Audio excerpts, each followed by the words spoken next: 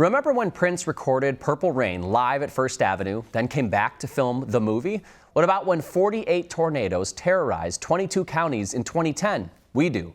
Here's a look back into our archives for this week's Top 75th Moments. There were lights, there were bands, and there was plenty of holiday magic. The Minneapolis Downtown Council started Holidazzle in 1992, a 21 parade gamble hoping to lure families to the Nicollet Mall and customers to its stores. They started with 7 floats and have built up to 13, always designed to squeeze under the skyways, with creative cockpits to hide the drivers. The driver is here,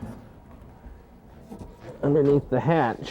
The schedule has changed from a high of 25 nights to this year's low of 8, but the show almost always goes on.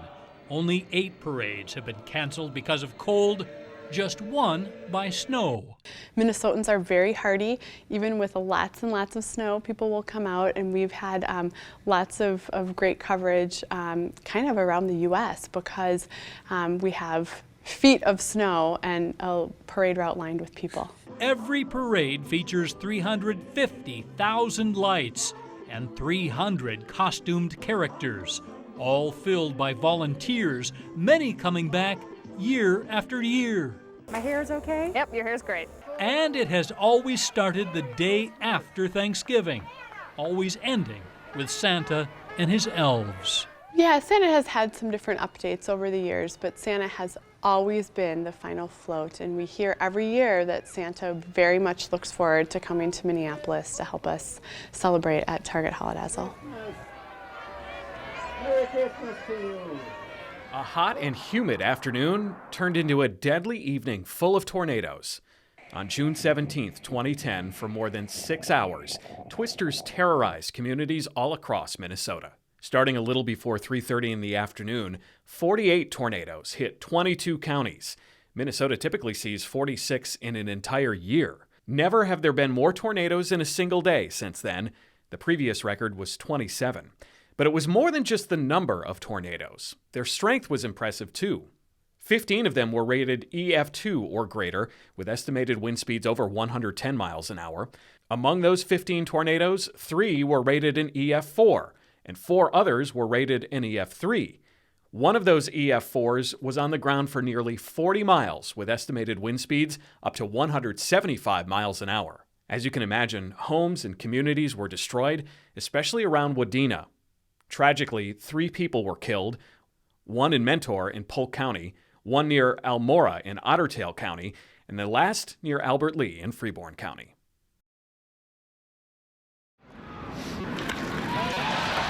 It was about baseball. I want to respect the game. But today was really about so much more. St. Paul and the Maurer family go hand in hand. Mom and Dad.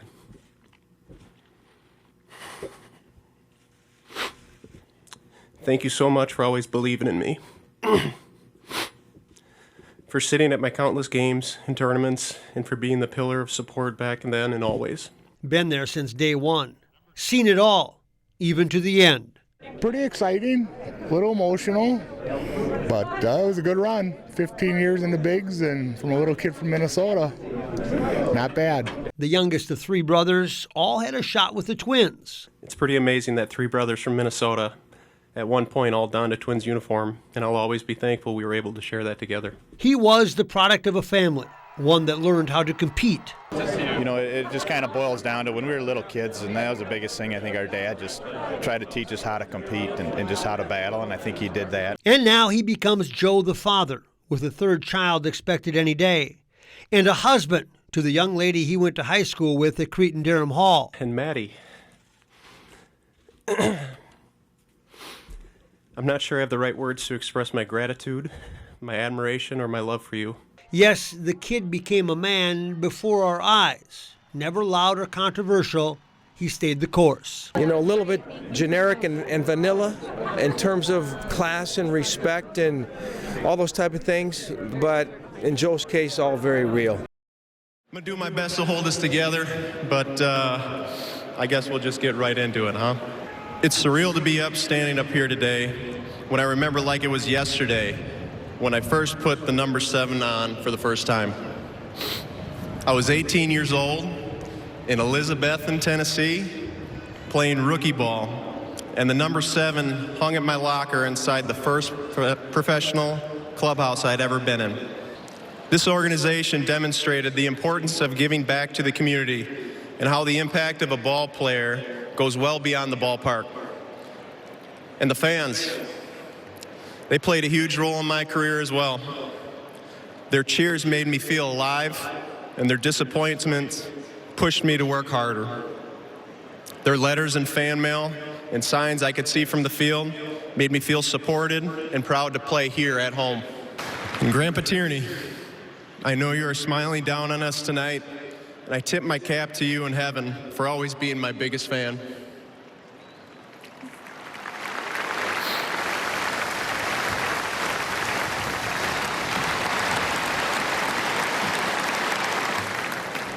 And my sweet boy Chip, you may have missed us all, pal, but I can't wait to tell you all about it.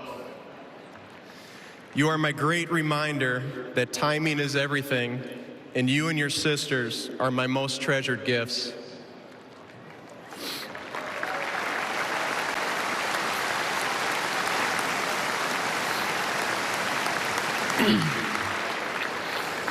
I hope when everyone here tonight sees that number 7 hanging in the rafters, you all know that you played a role in getting it up there.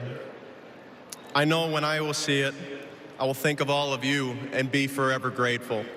Thanks again, and go get them tonight, boys.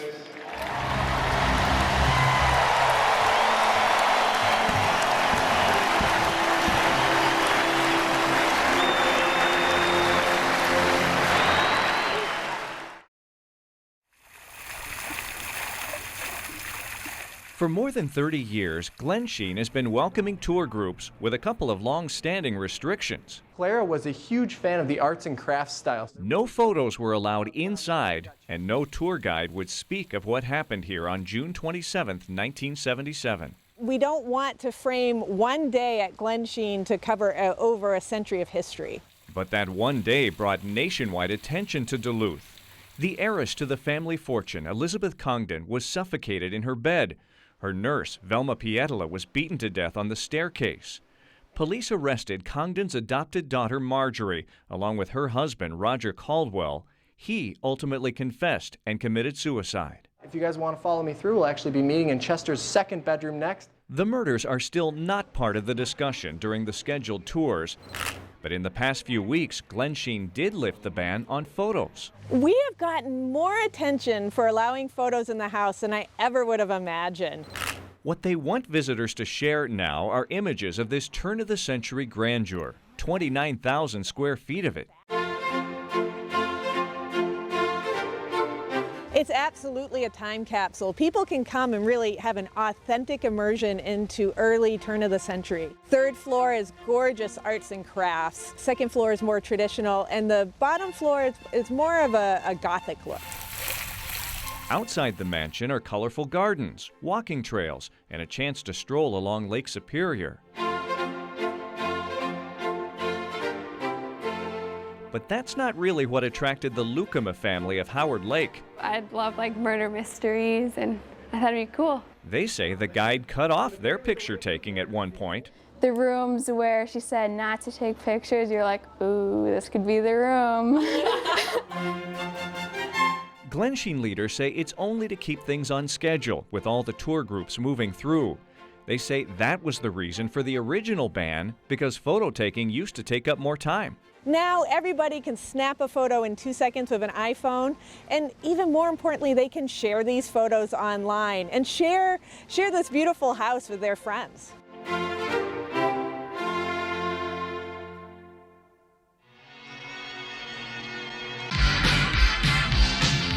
Prince in his first motion picture.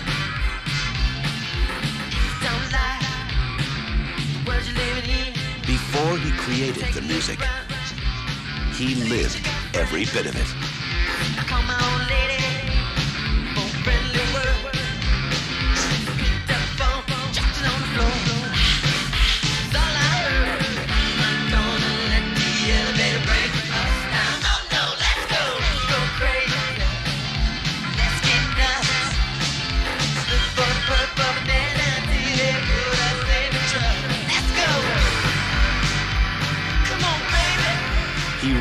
too much for the one thing that meant everything.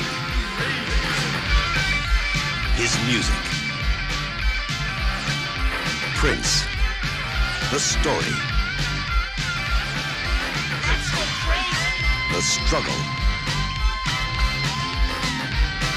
The movie. Purple Rain. It was the song and subsequent motion picture that launched Prince into superstardom, taking a musical talent from the North Side to worldwide fame. In 1984, Purple Rain became one of this rock legend's signature songs. It greatly impacted my life. Patricia McLean is both fan and local musical promoter, CEO of Sue McLean Associates. The company booked Prince for a performance in 1998, and when Sue later died of cancer, Prince remembered. Yes, and sent a kind message, and again, at his level, that was pretty impactful.